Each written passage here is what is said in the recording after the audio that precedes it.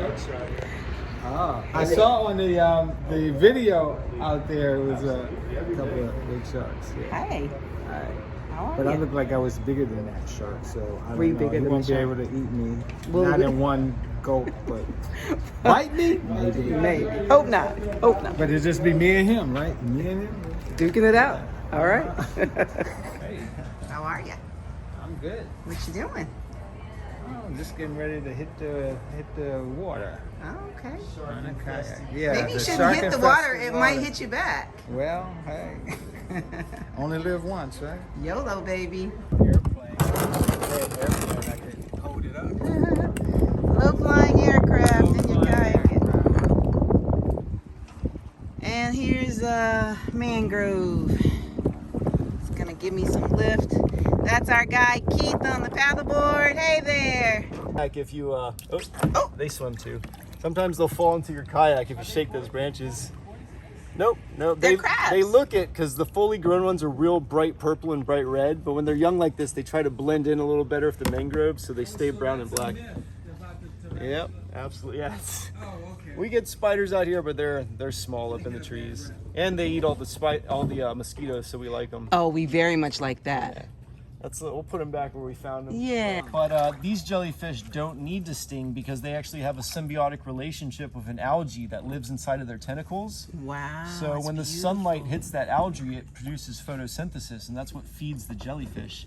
Nice. Right now, I think he got caught up in this current because they usually stay in real stagnant water areas where the sunlight can penetrate that water a lot easier. But if it was less moving water right now, we'd be able to see him actually pulse through it and look pretty cool. But this bulb on top, this bell, they use as a suction cup anchor, and they'll stay stuck to the seafloor and just point those tentacles upright all day to get that sunlight. And they're called Cassiopeia jellyfish because in Greek mythology, Queen Cassiopeia, the legend goes that she offended Poseidon, so he put her in the stars as a constellation, and she sits next to the North Star. So for half the year, she's upside down, holding onto her throne. The other half of the year, she's right side up.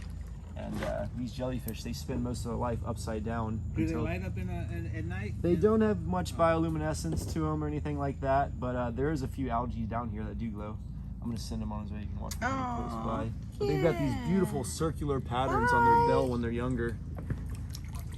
And yeah, it's pretty rare to see back here on the trails because we get all that current moving back here. Yeah. Very cool. Cassiopeia. This is a red mangrove seed pod. And the cool thing about these trees is they know to grow their seeds on the furthest branches over the water so that when they fall, they float in the water. They can float up to 2 years, cross different oceans. But this seed will become waterlogged. It'll float sideways until that bottom is waterlogged, and then it'll stand upright. And it'll float until it finds a nice muddy bottom. And from the high to low tide, it'll actually plant it right in the mud.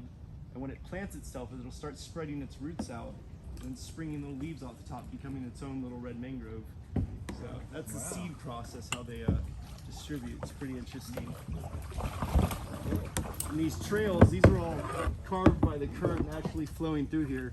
You can see where the roots keep wanting to stretch out, they just can't anymore. But then you've got your seed pods falling and landing and washing up right in between them, making these walls. But, yeah, pretty cool Now this stuff. is the red. Now there's also the three this types is of red mangrove. mangrove. Red's the most tolerant to the salt water because it secretes its salt through the sacrificial leaves. Oh yeah, it's a little red-clawed mangrove crab. And then you've got your black mangrove and your white mangrove, which those grow a little closer inland because they're less tolerant to the salt water. But we like our red mangroves the most because they're right on the shoreline. And yeah, pretty cool. Nice. Beat your chest. Sam taught me that. You're swinging from limb to limb. Yeah. Tarzan. Tarzan. I'm getting this on video.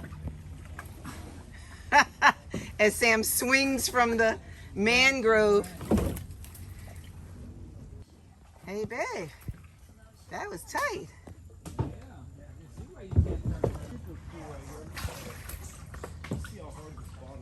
Hey, babe. Hey, now you gotta turn around. Now I've got to do the same thing, huh? Oh my goodness. Requires a little bit of limbo love. Oh my word. I'm gonna get you limboing under it. That's why I'm trying to scoot over. Can you get by?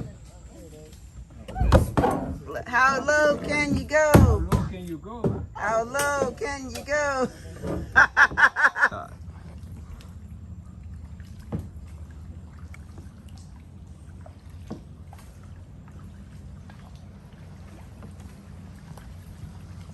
Just came and checked back here, so maybe it went all the way down. Well, it was a great tour. Keith, thank you so much.